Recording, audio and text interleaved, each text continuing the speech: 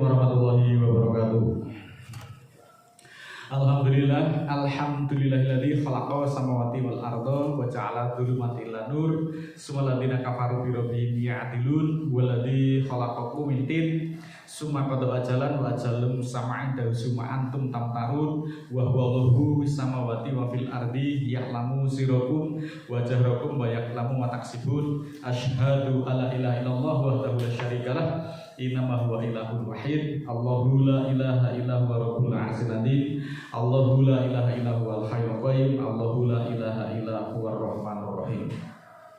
Muslimin muslimat yang dimuliakan Allah, puji dan syukur senantiasa marilah kita panjatkan kehadirat Allah Ta'ala yang telah melimpahkan rahmat kepada kita semuanya. Banyak sekali kenikmatan yang diberikan kepada kita, saking banyaknya kita tidak akan mampu menghitung-hitung nikmat Allah yang dilimpahkan kepada hamba-hambanya. Patut kita hanya bersyukur dan semakin mendekatkan diri pada Allah Ta'ala. Dan marilah kita senantiasa mengikuti ajaran-ajaran yang dibawa oleh Nabi kita Nabi Muhammad dengan mengikuti perintah-perintahnya yang ada di dalam Al-Quran. Kita sering juga diajak untuk mengikuti, meneladani apa-apa yang menjadi uswatun hasanah. Juga sering kita dihimbau atau diajak mengikuti sunnah-sunnah beliau seperti itu. Nah, kita setiap saat sering sekali juga mendengar istilah-istilah tentang sunnah itu.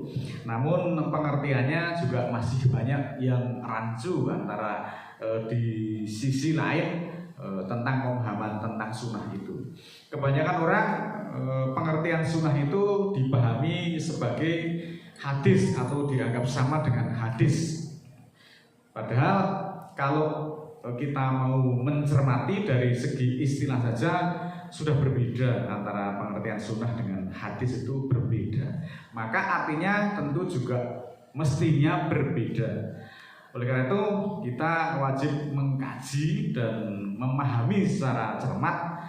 Sunnah itu artinya ketentuan, sedangkan hadis itu artinya berita, kabar, bisa juga riwayat, perkataan, omongan dan sebagainya. Itu pengertian dari hadis, tergantung konteks dari kata-katanya atau dari ayat-ayatnya.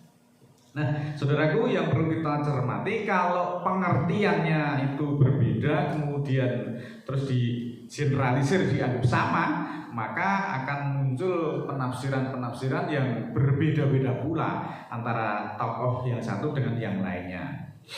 Oleh karena itu di dalam Al-Quran Allah juga membedakan itu antara istilah-istilah atau kata-kata sunnah dengan hadis itu dibedakan oleh Allah. Allah juga memberi pengertian melalui Al-Quran. Namun justru manusia itu menyederhanakan pengertian sunnah dan hadis itu dianggap sama. Saudaraku, marilah kita cermati berikut ayat-ayat atau pengertian-pengertian tentang sunnah berdasarkan Al-Quran. A'udzubillahi minasyaitonirrajim. Bismillahirrahmanirrahim. Surat ke-8 ayat 38. Qulil ladzina kafaru yantahu yughfar lahum maqad salafa wa iyya'udu faqad mandat sunnatul awwalin. Yang artinya, katakanlah untuk orang-orang kafir, jika mereka menghentikan dari kekafirannya, maka akan diampuni bagi mereka apa-apa yang sungguh telah berlalu. Dan jika mereka mengulanginya, maka sungguh akan berlaku sunnah, yang artinya ketentuan orang-orang zaman dahulu. Nah, sunnah di sini artinya ketentuan. Kemudian di dalam surat ke-15 ayat 11, 12 dan 13 lebih lanjut, mari kita cermati. Wa ma ya'tihim min rasulin ila kanu bihi yastahzi'un. Dan tidaklah datang pada mereka seorang rasul melainkan mereka diperolok-olokkannya. Kadzalika nasluquhu fi qulubil mujrimin.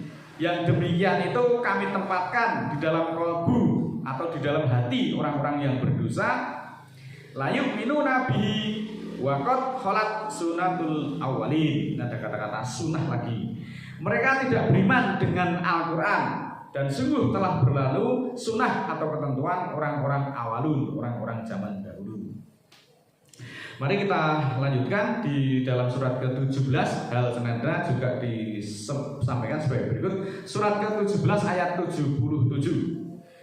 Sunata man qad arsana qablaka min rasulina wala tajidu li sunnatillahi tahwila. Yang artinya selaku sunnah atau selaku ketentuan pada orang-orang yang sungguh kami utus sebelum kamu dari rasul-rasul kami, dan tidaklah kamu dapati pembatasan bagi sunnah Allah itu, bagi ketentuan-ketentuan kami itu. Jadi sunnah Allah itu tidak ada pembatasan masa berlakunya, berlaku dari zaman dahulu, dari zaman sekarang, dan sampai yang akan datang. Ketentuan hukum Allah itu sama. Orang yang senantiasa dipilih oleh Allah, diangkat sebagai nabi, diangkat sebagai rasul, memberikan pencerahan, petunjuk berupa tuntunan hidup berupa Al-Quran, senantiasa diperolok-olokannya dari dulu sampai sekarang sampai yang akan datang. Ketentuan itu sama seperti itu. Namun demikian juga ketentuan Allah yang lain, ketika orang itu menghentikan dari penyanggahannya akan diampuni, tetapi manakala mengulangi maka mereka akan diazab sebagaimana ketentuan orang-orang zaman dahulu. Ketika menyanggah juga nanti akan diberikan azab yang pedih. Selanjutnya dalam surat ke-18 ayat 55, wa ma manangan nasa ayuminu idza'ahumul huda wa yastaghfiru rabbahum ila antatiyahum sunatul awalin wa au ya'tiyahumul adabu hubula.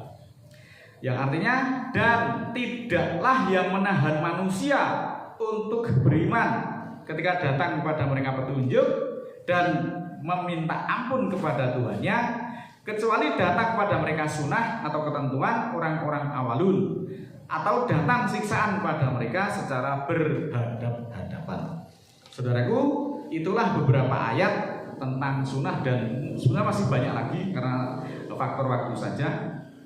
Tentang sunnah yang ada di dalam Al-Quran, yang ayat-ayat tentang sunnah itu masih banyak, dan kita juga sering mendengar kata-kata ingkar sunnah. Nah, itu kita juga sering mendengar. Hal itu sudah lama dihembuskan di kalangan masyarakat Islam, bahwa orang-orang yang mendalami Al-Quran kemudian tidak menyertakan hadis itu oleh orang-orang tertentu itu dianggap sebagai ingkar sunnah. Karena sunnah itu dianggap sebagai dengan hadis. Nah, ini pemahaman yang seperti itu. Pada umumnya juga banyak yang meyakini bahwa Al-Quran itu hanya bisa dipahami dengan hadis, sehingga tanpa hadis Al-Quran dianggap tidak akan bisa dipahami. Namun demikian, di dalam prakteknya itu justru banyak sekali para penyampai, para pendakwah, para pemberi nasihat, khutbah dan sebagainya, ketika menyampaikan materi di dalam kajian itu, menyampaikan hadis itu sama sekali tidak menyertakan Al-Quran. Nah, katanya hadis itu penjelasan dari Al-Quran. Itu kan pertanyaan seperti itu. Lalu bagaimana kedudukannya Al-Quran sebagai petunjuk itu? Nah, ini perlu kita cermati. Akibatnya apa?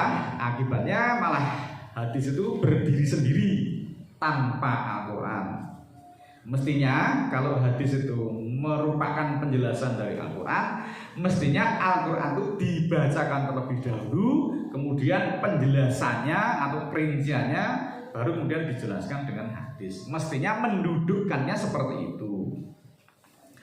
Namun sebenarnya tuduhan ingkar sunnah itu hanya tuduhan dari manusia. Artinya itu memang bukan tuduhan dari Allah, bukan juga dari Nabi yang menuduh, juga bukan dari para Rasul. Itu hanya tuduhan dari manusia.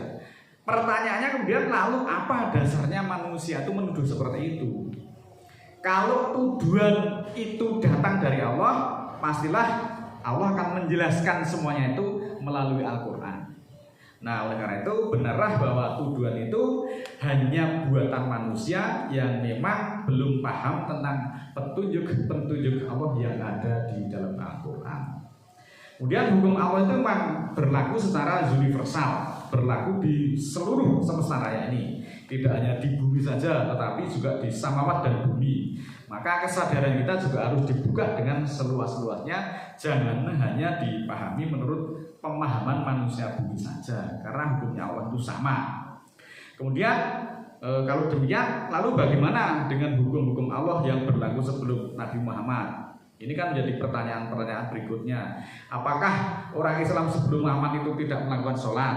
Apakah orang-orang dahulu juga tidak melaksanakan puasa Ramadan? Apakah orang-orang dahulu tidak pernah diperintahkan untuk menunaikan zakat? Dan masih banyak lagi pertanyaan-pertanyaan. Apakah ajaran dari para nabi itu berbeda dengan ajaran Islam yang disampaikan oleh nabi kita Nabi Muhammad? Kemudian pertanyaan berikutnya, bagaimana kemudian milah Ibrahim itu harus dilestarikan? Yang Muhammad itu juga generasi dari Ibrahim itu diperintahkan untuk melestarikan milah Ibrahim itu. Kemudian apakah Islam di samawat dan Islam yang di bumi itu berbeda? Itu masih banyak sekali pemahaman, pertanyaan-pertanyaan yang perlu lebih dalam kita kaji. Nah, pertanyaan-pertanyaan itu tentu saja hanya akan terjawab manakala manusia itu mau membuka kesadaran tentang semesta raya. Semuanya akan terjawab apabila manusia sudi memahami petunjuk Allah yang ada di dalam Al-Quran, kemudian menjauhkan diri dari sifat musyrik dan menyombongkan diri. Manusia itu tidak diberi ilmu kecuali sedikit saja, tapi jadi jangan menyombongkan diri di hadapan Allah ketika diberi pengertian-pengertian atau petunjuk-petunjuk yang ada di dalam Al-Quran.